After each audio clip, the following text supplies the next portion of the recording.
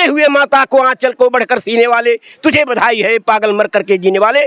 आज मरी हुई आत्माओं को हम श्रद्धांजलि देते हैं, लेकिन इस तिरंगा के रूप में वो जिंदा हैं। जय हिंद।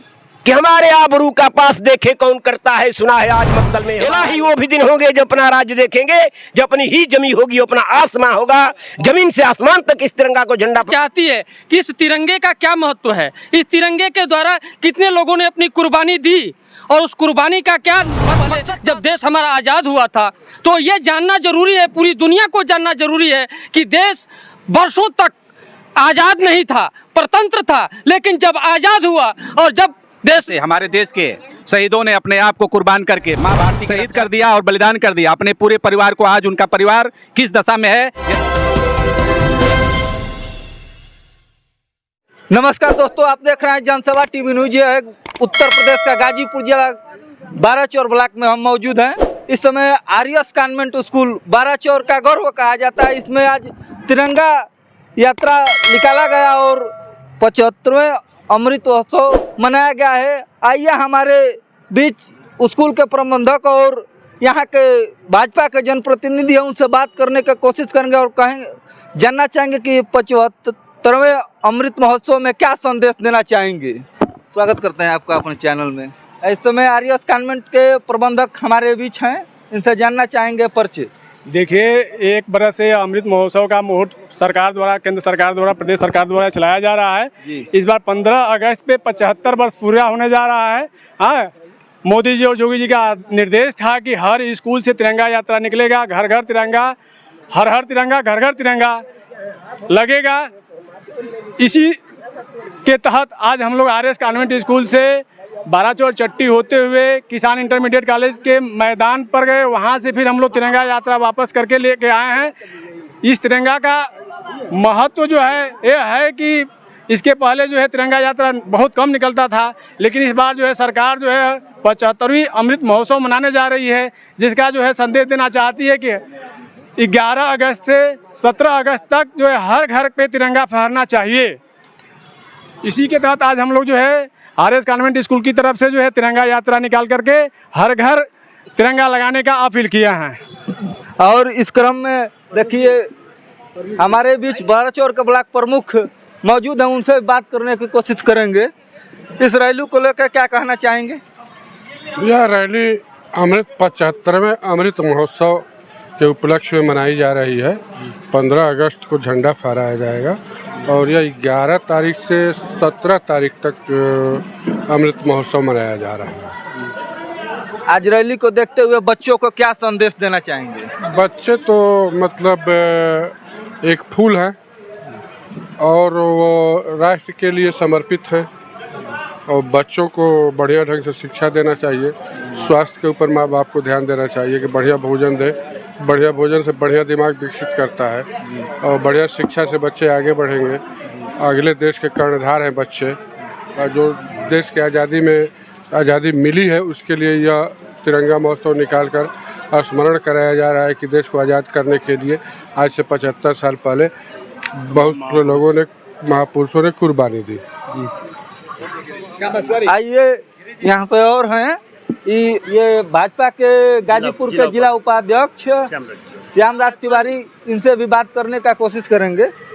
घर घर अभियान चलाया जा रहा है तिरंगा अभियान को लेकर, और 75वें अमृत महोत्सव के क्यों मनाया जा रहा है। ये आज़ादी का अमृत महोत्सव है। देश की आज़ादी को 75 वर्ष हुए हैं।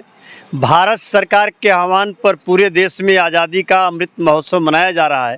इसके अंतर्गत बड़े बड़े काम देश के अंदर हो रहे हैं, जिसमें एक बड़ा काम ये भी है कि घर घर तिरंगा लहराएगा और भारत माँ का शान विश्व में सबसे ऊपर जाएगा और विजयी विश्व तिरंगा प्यारा, झंडा ऊंचा रहे हमारा और राष्ट्र प्रेम की यह लौ घर घर में लगातार जलती रहे। राष्ट्र प्रेम की यह ज्वाला धधकती रहे और देश हमेशा आगे बढ़ता रहे। इसीलिए आज यह तिरंगा यात्रा निकाली गई। धन्यवाद। भारत माता की जय। और कुछ बीच हमारे लोग हैं, सबसे पहले आपका हम परिचय जानना चाहेंगे। मेरा नाम आशुतोष सिंह दीपक है। मैं भारतीय जनता पार्टी का जिला महामंत्री PMJY में हूँ। अच्छा, इस 75वें वार्षिक जो अमृत महोत्सव माना जा रहा है, इसमें क्या कहना चाहेंगे?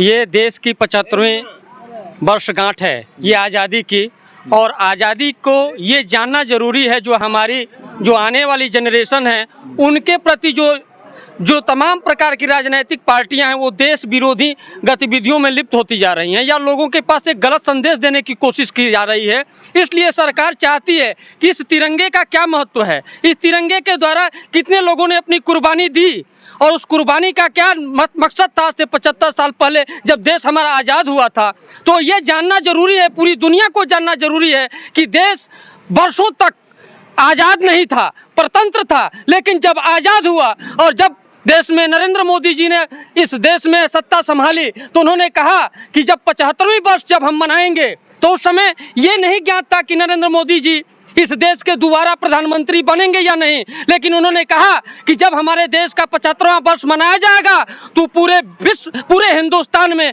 घर घर हम लोग इसको हम मनाएंगे और एक एक घर पे झंडा लगाएंगे, और यहाँ तक कि इस देश को राष्ट्र के प्रति लोगों को समर्पित होने के लिए जो नए हमारे नौजवान हैं, जो नई पीढ़ी है, उनको ये बताने की कोशिश है कि 75 साल पहले हमारे साथ क्या हुआ था। अगर हम ये स्वतंत्र देश में यदि हम सांस ले रहे हैं तो वो उनकी देन है जो हमारे देश पर कुर्बान हुए थे। भारत माता की जय, भारत माता की।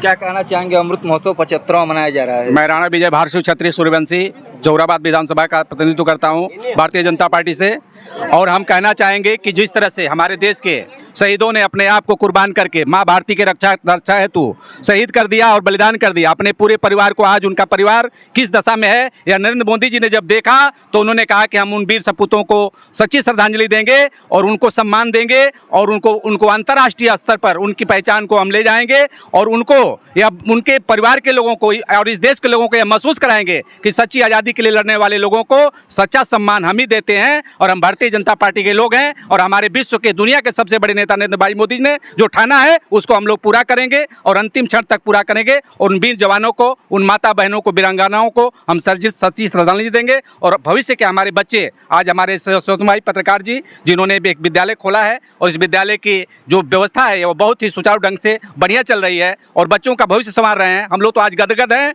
कि इन्होंने जो सोचा था वह हो रहा है, और हमारे ब्लॉक प्रमुख जी आए हुए हैं और हम लोगों का मनोबल बढ़ा रहे हैं, और माँ भारती के सम्मान में उन सच्चे वीर सपूतों को एक बार फिर श्रद्धांजलि देते हैं और बच्चों को हम बता रहे हैं कि उनके नक्शे कदम पर चल करके इस भारत को दुनिया का विश्व गुरु बनाने का कार्य हम लोग करेंगे। जय हिंद, जय भारत। इसी क्रम में और हमारे नज़र में आ रहे हैं कि भाजपा के वरिष्ठ नेता माने जाने वाले भी हमारे बीच हैं। मेरा नाम वासुदेव पांडे है, भारत तिब्बत सहयोग मंच RSS काशी प्रांत का मैं वरिष्ठ उपाध्यक्ष हूँ। इस अमृत महोत्सव पर मुझे ये कहना है कि आज के 75 वर्ष पूर्व हमारा देश गुलाम था।